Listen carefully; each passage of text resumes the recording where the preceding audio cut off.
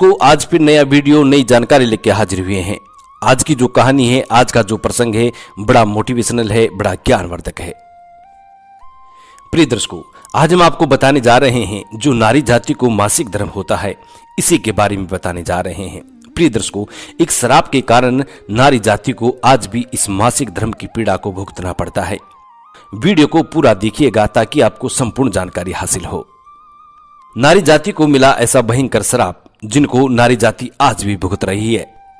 प्रिय दर्शकों, वीडियो शुरू करने से पहले जो लोग हमसे नए जुड़े हैं वो हमारे चैनल को सब्सक्राइब करें, बेल आइकन ऑन करें, अच्छे कमेंट किया करें ताकि हर आने वाले वीडियो का नोटिफिकेशन सबसे पहले आपको मिले और प्रिय दर्शकों आप उसका फायदा उठा सकें।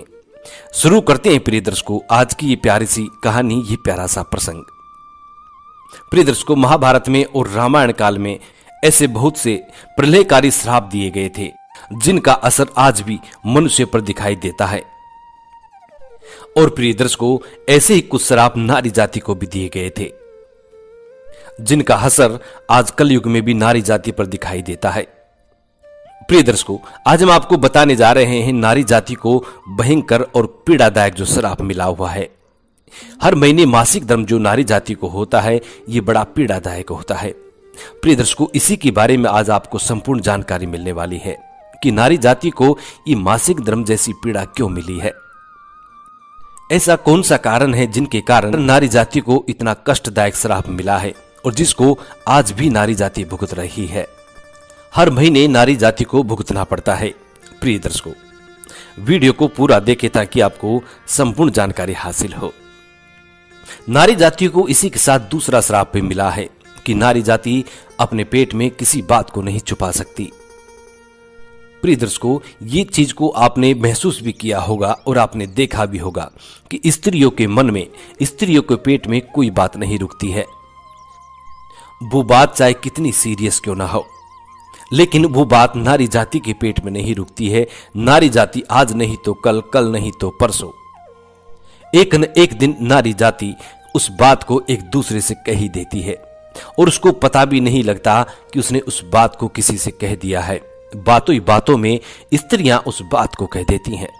प्रिय दर्शकों, पहले हम इसी बात पे बात करते हैं कि नारी जाति को यह श्राप क्यों मिला है कि उसके पेट में कभी कोई बात नहीं रुकती है। प्रिय दर्शकों, यह श्राप महाभारत के दौरान युधिष्ठिर ने सभी नारी जाति को दिया था। इस श्राप की कथा कुछ इस प्रकार है। जब अर्जुन ने महाभारत के युद्ध में अंगराज कर्ण का वध कर दिया था, अंगराज कर्ण का वध होने के बाद माता कुंती ने कर्ण की मृत्यु पर दुखी होते हुए अपने पांचों पुत्रों यानी पांचों पांडवों को बताया था कि कर्ण तुम्हारा शत्रु नहीं है बल्कि तुम्हारा बड़ा भाई है, यानी तुम्हारा ज्येष्ठ है। और प्रिय दर्शकों, माता कुंती ने पांचों पांडवों को कर्ण की जन्म की कथा भी सुनाई थी कि किस तरीके से माता कुंती ने कर्ण को जन्म दिया था और अपने कुंवारेपन में भूलवश सूर्य का बीज मंत्र का जाप करके और सूर्य को प्रसन्न किया और सूर्य को आने तक मजबूर कर दिया। सूर्य को मजबूर करके अपने पास बुलाया और उनके तप से कर्ण का जन्म हुआ था। और प्रिय दर्शकों, ऐसी मजबूरी में आकर कर्ण को पानी में बहा दिया गया था। जब इस सत्य को सभी पांडवों ने जाना, उनको पता चला, तो पांचों पांडवों को बहुत ज्यादा दुख हुआ और धर्मराज युधिष्ठिर इस बात को जानकर बहुत क्रोधित हुए और युधिष्ठिर अपनी माता कुंती पर क्रोध करते हुए बोले कि मैया, आपने हमसे कैसा अनर्थ करवा दिया है। अगर आपने हमें यह भेद पहले बता दिया होता तो हम कभी भी अपने ज्येष्ठ भ्राता से युद्ध नहीं करते। और धर्मराज युधिष्ठिर अपनी माता पे क्रोधित करते हुए समस्त नारी जाति को एक श्राप दे दिया कि आज के बाद नारी जाति के मुख में, नारी जाति के पेट में कभी भी कोई बात नहीं छुपेगी। नारी जाति को भयंकर से भयंकर भी बात बता दी जाए तो उसको भी वो उगल देगी। इस तरीके का श्राप युधिष्ठिर ने नारी जाति को दिया था। प्रिय दर्शकों, उसके बाद आज तक नारी जाति अपने पेट में किसी बात को नहीं छुपा सकी, चाहे वो बात विनाशकारी क्यों ना हो, लेकिन फिर भी नारी जाति उस बात को अपने पेट में नहीं छुपा पाती है। प्रिय दर्शकों, अब आता है दूसरा श्राप। नारी जाति को भोगनी होगी मासिक धर्म की पीड़ा। प्रिय दर्शकों, महिलाओं को हर महीने में 5 दिन का मासिक धर्म होता है और इससे उन्हें बहुत ज्यादा पीड़ा भी होती है। ये पीड़ा भी नारी जाति को एक श्राप के रूप में मिली हुई है। प्रिय दर्शकों, भागवत पुराण के अनुसार इस श्राप की कथा कुछ इस प्रकार है।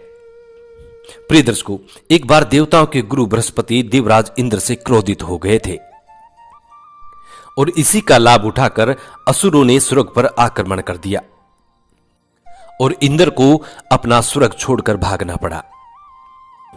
तभी इस समस्या का समाधान करते हुए ब्रह्मा जी ने देवराज इंद्र से कहा कि तुम्हें किसी ब्रह्म ज्ञानी की सेवा करनी चाहिए, जिससे तुम्हारा स्वर्ग तुम्हें वापस मिल सके। ब्रह्मा जी की आज्ञा का पालन करने के लिए देवराज इंद्र ने एक ब्रह्म ज्ञानी की सेवा करना शुरू कर दी थी, लेकिन इस बात से इंद्रदेव बिल्कुल अनजान थे कि जिस ब्रह्म ज्ञानी की वो पूजा कर रहे हैं, जिस ब्रह्म ज्ञानी की वो सेवा कर रहे हैं, उनकी माता एक असुर थी। उस ब्रह्म ज्ञानी की माता के दिल में हमेशा असुरों के लिए हमदर्दी होती थी और देवताओं से बड़ी नफरत किया करती थी। प्रिय दर्शकों, देवताओं की तमाम सामग्री, जो भी पूजा पाठ की देवताओं की जो सामग्री थी, वो सभी सामग्री असुरों को समर्पित हो रही थी, असुरों के पास जा रही थी। प्रिय दर्शकों, जब देवराज इंद्र को इस बात का ज्ञान हुआ तो वो क्रोध में आ गए और क्रोध में आकर उस ब्रह्म ज्ञानी की हत्या कर दी जिसकी वो सेवा कर रहे थे। और प्रिय दर्शकों, इसी की वजह से देवराज इंद्र पर ब्रह्म हत्या का पाप चढ़ गया, जो कि एक असुर के रूप में देवराज इंद्र के पीछे पड़ गया था। प्रिय दर्शकों, इस पाप के असुर से, प्रिय दर्शकों, अब इस पाप के असुर से छुटकारा पाने के लिए देवराज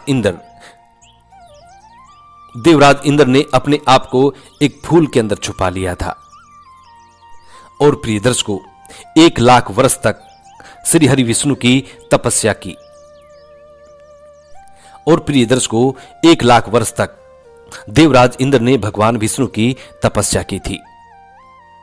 तब भगवान विष्णु ने खुश होकर के देवराज इंद्र को उस असुर से बचाया था और श्री हरि विष्णु ने देवराज इंद्र को इस पाप से छुटकारा पाने के कुछ उपाय बताए थे। तब देवराज इंद्र से श्री हरि विष्णु ने कहा कि इस पाप को आपको 4 भागों में बांटना होगा। इस पाप के अंश को आपको 4 भागों में बांटना होगा। पेड़, पानी, पृथ्वी और स्त्री, इन चारों को अंश मात्र में आपको बांटना होगा। तब देवराज इंद्र ने इन चारों को बुलाकर इनसे रिक्वेस्ट की। तब ये चारों राजी हो जाती हैं। पानी, पेड़, पृथ्वी और स्त्री चारों मान जाती हैं और अपने लिए एक एक वरदान की कामना करती हैं। तब इंद्र ने पेड़ को वरदान मिला। प्रिय दर्शकों, तब पेड़ को वरदान मिला कि वो अपने आप को कभी भी किसी भी स्थिति में जीवित कर सकता है। और पानी को वरदान मिला कि वो किसी भी वस्तु को अच्छी तरह स्वच्छ कर सकता है, शुद्ध कर सकता है, साफ कर सकता है। और पृथ्वी को वरदान मिला कि पृथ्वी के अंदर कोई सा भी गड्ढा हो वो अपने आप भर जाएगा, कैसी भी चोट हो वो अपने आप भर जाएगी। ये वरदान पृथ्वी को मिला।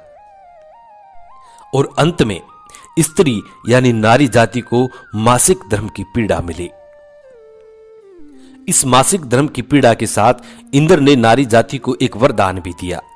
प्रिय दर्शकों, इंद्र ने नारी जाति को यह वरदान दिया कि जब भी महिला, जब भी स्त्री, जब भी नारी जाति मर्दों के साथ शारीरिक संबंध बनाएंगी तो इसका आनंद उन्हें 2 गुना ज्यादा मिलेगा।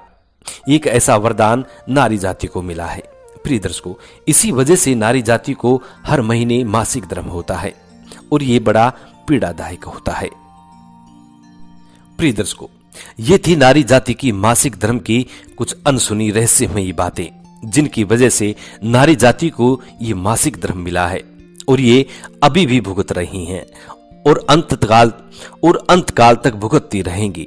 प्रिय दर्शकों, हम उम्मीद करते हैं कि आज का ये वीडियो आपको जरूर पसंद आया होगा और इस वीडियो से आप ढेर सारी प्रेरणाएं भी लेंगे। जी नमस्कार, धन्यवाद।